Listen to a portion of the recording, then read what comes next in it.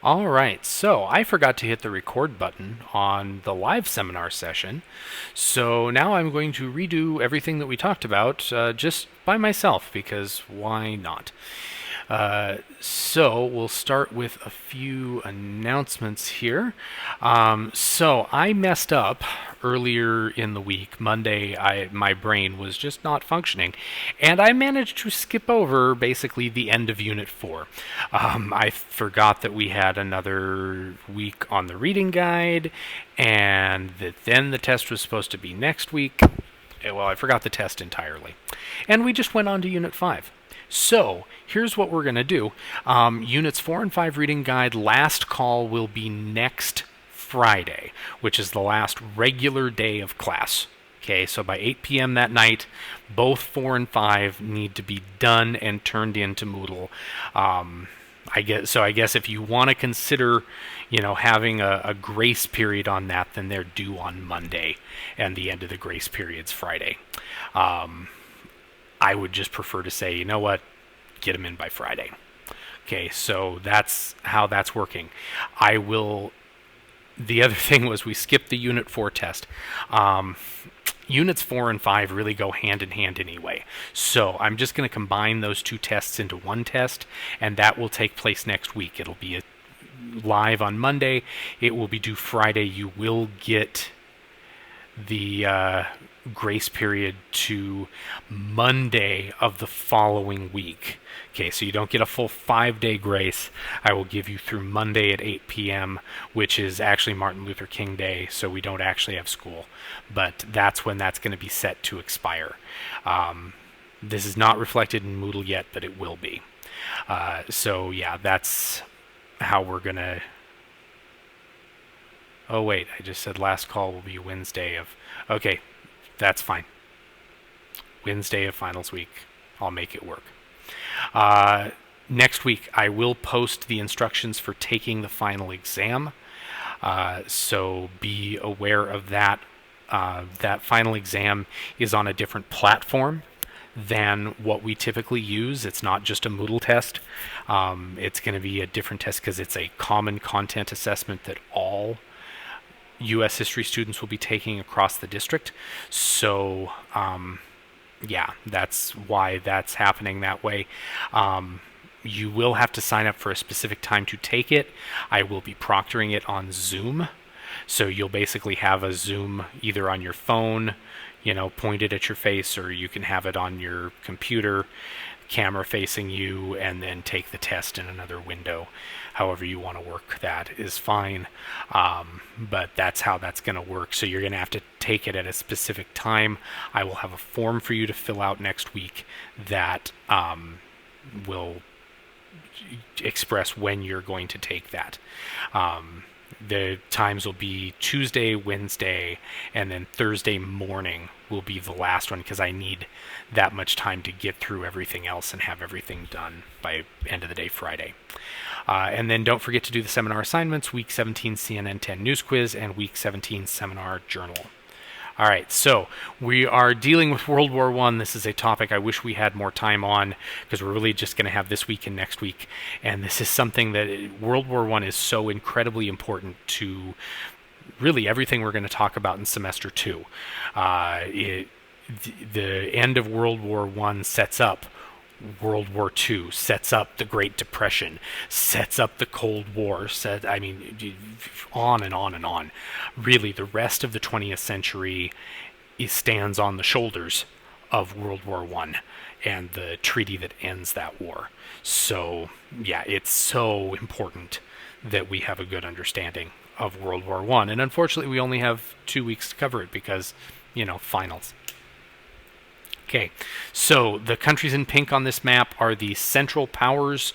The country that should have been a part of that and was until early 1915 was Italy. Italy was initially allied with Germany and Austria-Hungary, and they are going to change sides. The British and the French are going to work on Italy and promise them practically the moon to get them to change sides. Incidentally, at the end of the war, those promises will not be kept. Yeah, imagine that. So yeah, and you also notice Bulgaria joins on the bottom of the map there. Turkey. That should actually read Ottoman Empire, because there was no Turkey at this point. It was the Ottoman Empire. I think they took a semi-modern map and tried to turn it into this, but this was the best one that I could find. The sort of yellow countries are the it's labeled Triple Entente. We're just going to call them the Allies. It was called the Triple Entente because it was the UK, France, and Russia were kind of the big three there. And then the blue countries are neutral. So most of the fighting takes place in Europe. However, this was truly a world war. Japan was involved in this war. And actually, in addition to some sort of low-level fighting with German colonies in the Pacific, they will actually send some of their naval vessels into the Mediterranean. They send them around Africa and the whole bit. And the Japanese Navy will be in the Mediterranean Sea for a little bit of this conflict. China is involved in this war. India is involved in this war. Africa is involved in this war. Basically, anywhere Britain has a colonial possession, France, Germany, Austria-Hungary, all of these guys have colonial possessions, and they are all going to be involved in this war. So, yeah, this is truly a global conflict thanks to imperialism. Okay, so how does this thing start? It starts with the assassination of this gentleman. This is Archduke Franz Ferdinand. He was the heir presumptive of the Austro-Hungarian Empire. Now, it should have been his dad, but Daddy died. Because he was actually the nephew of the current Emperor, Franz Joseph. By the way, Franz Joseph's super old, and had Archduke Franz Ferdinand survived this, within a couple of years he would have been Emperor of Austria-Hungary. And who knows, maybe Austria-Hungary would have survived had he become Emperor, but he didn't. He died. He died at the hands of this guy. His name is Gavrilo Princip.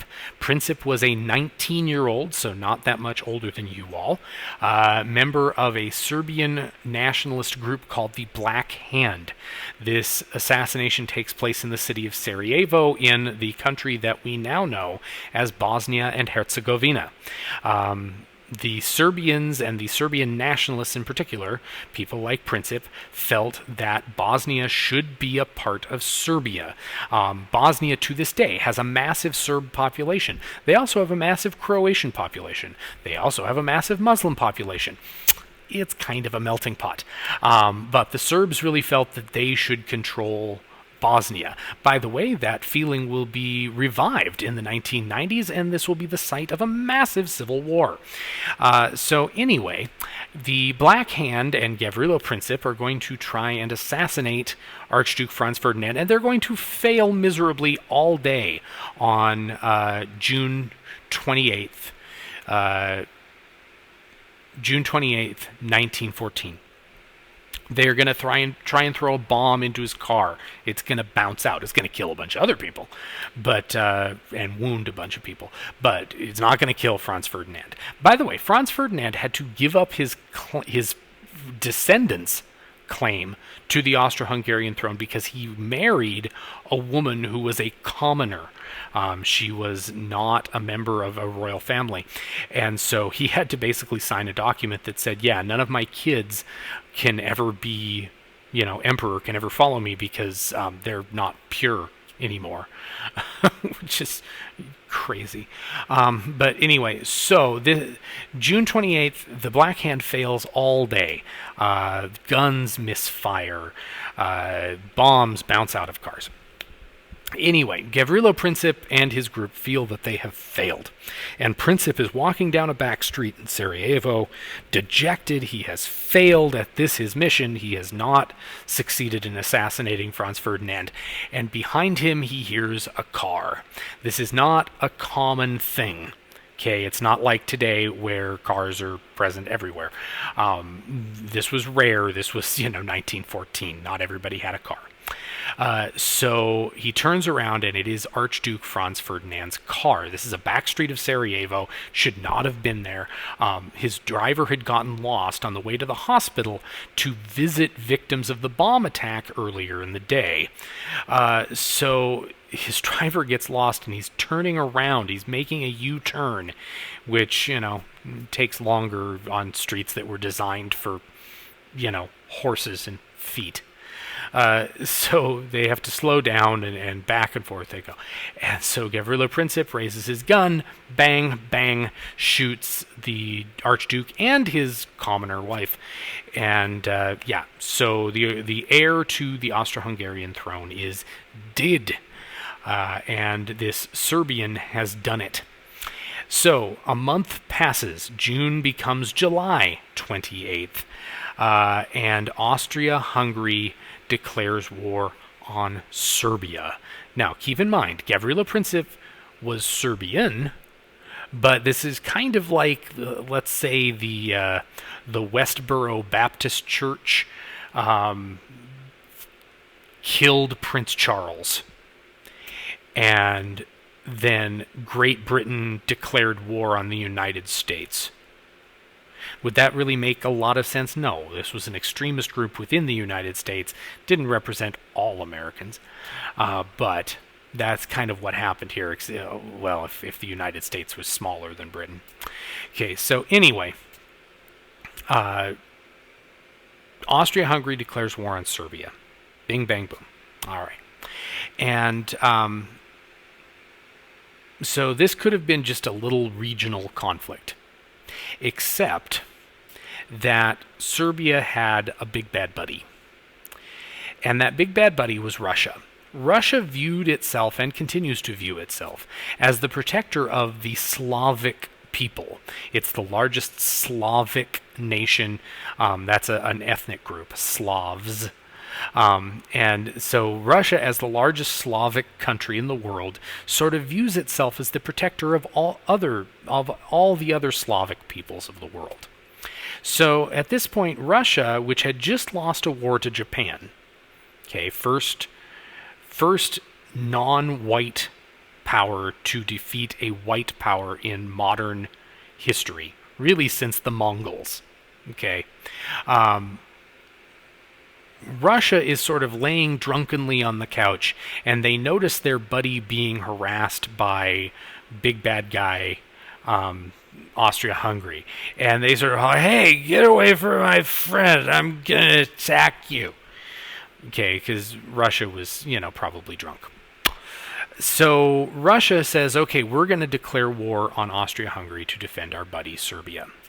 Well, Austria-Hungary also had a friend. This is very much schoolyard fight, Jerry Springer sort of territory. And Austria-Hungary's friend was Germany. Oh, and making this all a bit more Jerry Springer is that the leader of Germany, Kaiser Wilhelm II, the Emperor of Germany, was the cousin of Tsar Nicholas II of Russia. Also the cousin of the King of England at this point, who was George the Fifth? I want to say? Fifth? Fourth? I forget which George. In any case, they were all related. So all of this is very Jerry Springer. You hit my sister. So anyway, so Germany says, well, and they're under a treaty with Austria-Hungary to jump in if Austria-Hungary is attacked, and they are being attacked. So Germany's like, okay, I guess we are going to war now. And so now Germany has this kind of problem, which is that Russia is allies with France. And they know that if the French attack them and the Russians attack them, it isn't going to work out real well for them. So they need to fight, because they're going to end up fighting a two-front war, and that's not going to work out very well for them. So the Germans reactivate an old war plan named after an old, now dead general named von Schlieffen. And the von Schlieffen plan called for Germany to, in this situation, which the fact that he foresaw this is pretty remarkable. In this situation, Germany should first go attack the French. And they figured that they could knock the French out in 2-3 weeks. They didn't have a lot of faith in the French. And then they could, once the French were conquered and, forced to submit, the German army could then turn around and fight Russia, who by this point has probably gotten off the couch and may have found their boots and are stumbling towards Germany. So this way they would only have to fight one front at a time.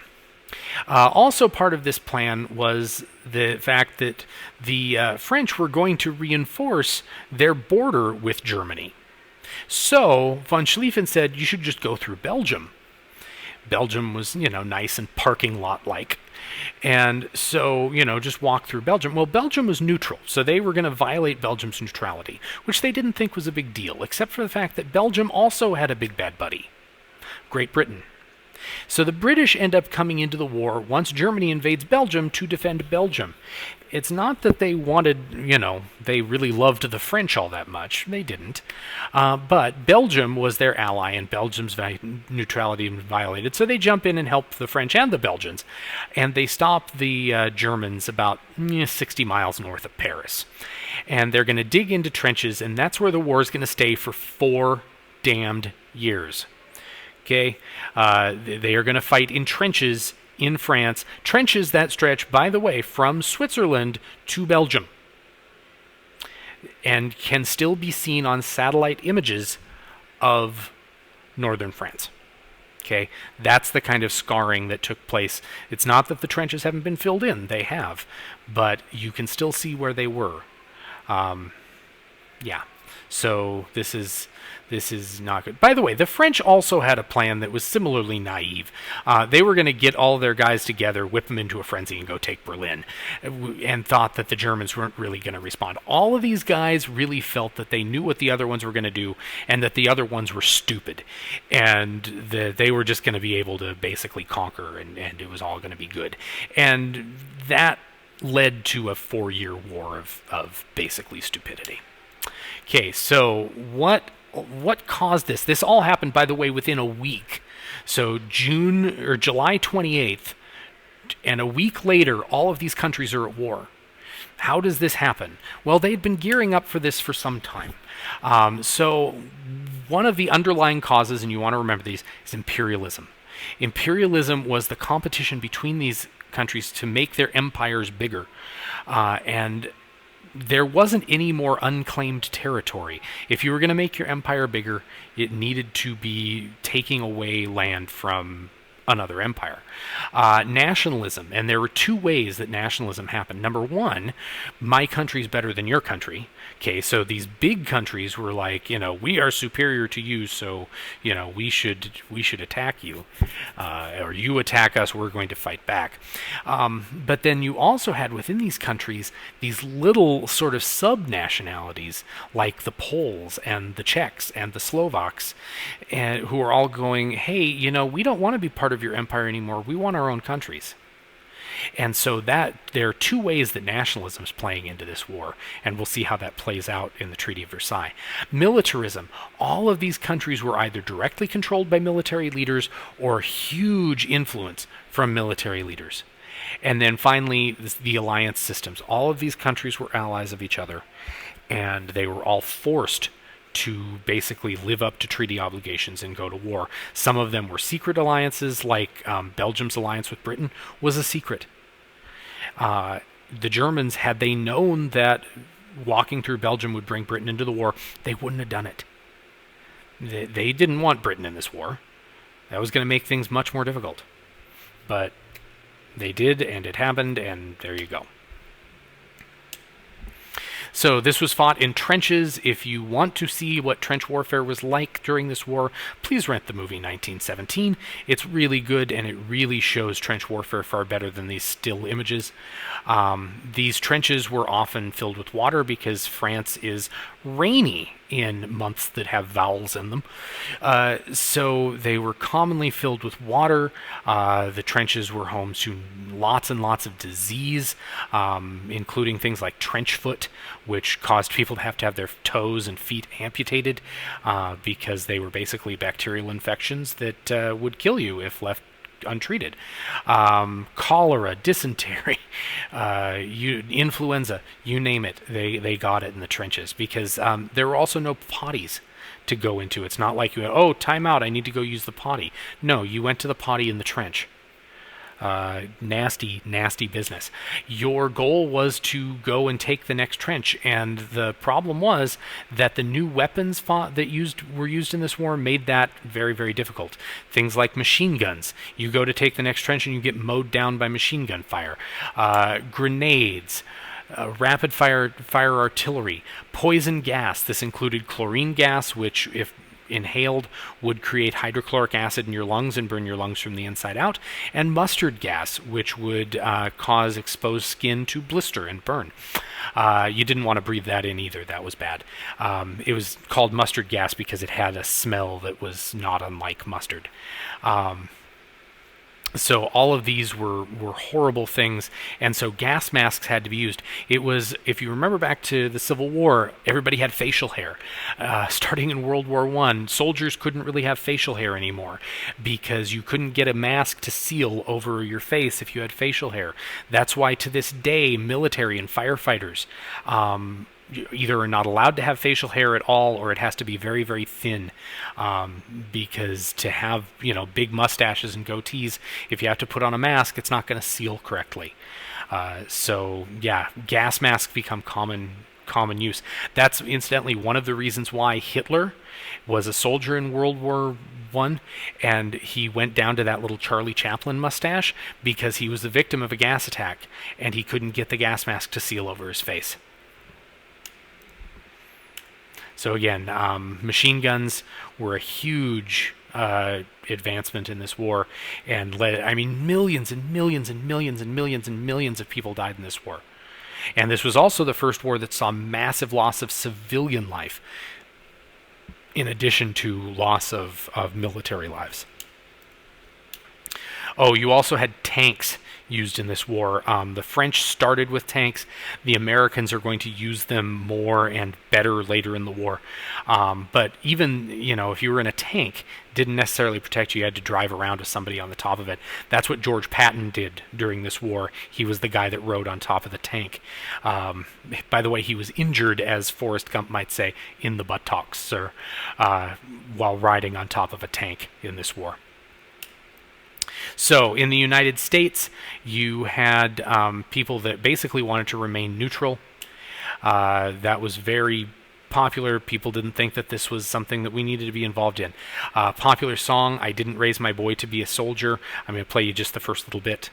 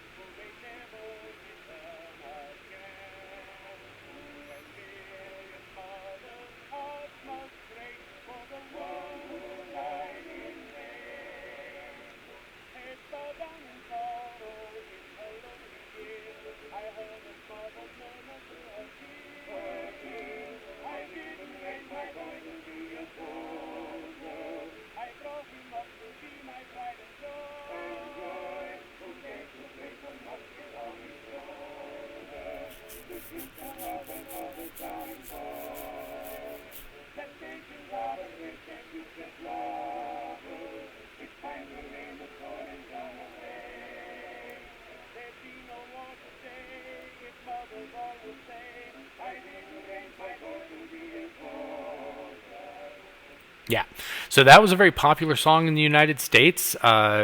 People did not want to get involved in this war. Woodrow Wilson was reelected in 1916 with the slogan, "He kept us out of war." And then within a few months, he got us into the war. But it will be German actions that bring America into this war. And this mainly has to do with something called unrestricted submarine warfare. Germany had submarines known as U-boats or Unterseeboots. And they were targeting military ships and passenger ships.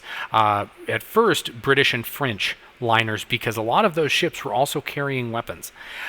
So the first major one that gets sunk with Americans on board that sort of draws America's ire is the Lusitania in 1915.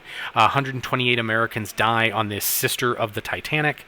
And so America gets up in arms, and the Germans, in an effort to keep America out of the war, say, okay, fine, we'll warn ships before we sink them. But they keep sort of violating that over and over and over the coming years. So, yeah, 1,200 people die on the Lusitania. 128 of them were Americans. And this is going to just keep happening with British ships and French ships. And ultimately, America just kind of sort of keeps getting upset about this. But again, we don't want to actually get involved in this war.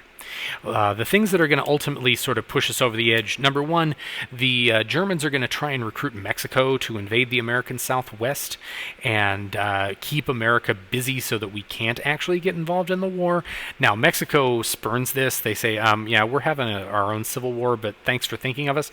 But basically, Germany offers to get Mexico back, Arizona, New Mexico, basically the American Southwest, in something called the Zimmermann Telegram, which was a note from the German foreign minister to the government of Mexico. And it doesn't end up working out, and the British intercept the message, and it is published in the United States and really ticks off the Americans. But it's ultimately the fact that Germany begins sinking American ships. Before this, they had just been sinking British and French ships. Now they are going to sink American ships, and they sink 3. And at that point, the United States will ask for a declaration of war, and Congress will acquiesce. The other thing that makes it okay for America to join this war is that Russia, early on in 1917, will go from being a dictatorship or a monarchy to a democratic republic with an elected government. And then come October, about the time Americans are actually arriving in Europe, Russia will exit the war entirely because they will be taken over by this guy, Vladimir Lenin, and his Bolshevik party. These guys will later become the Communist Party and will turn Russia into the Soviet Union. So they will exit Russia from this war. Russia will have a separate peace, and it is just in time that Germany sort of turns its troops around and marches its full might towards France that the Americans show up to sort of push them back. So anyway, there we go. And your journal topic for this week: what are or were the 4 underlying causes of World War I, and what events ultimately led to the United States to end its neutrality and join the war? So please put that in the week 17 seminar journal assignment on Moodle. And that's all we have to talk about today. Thank you.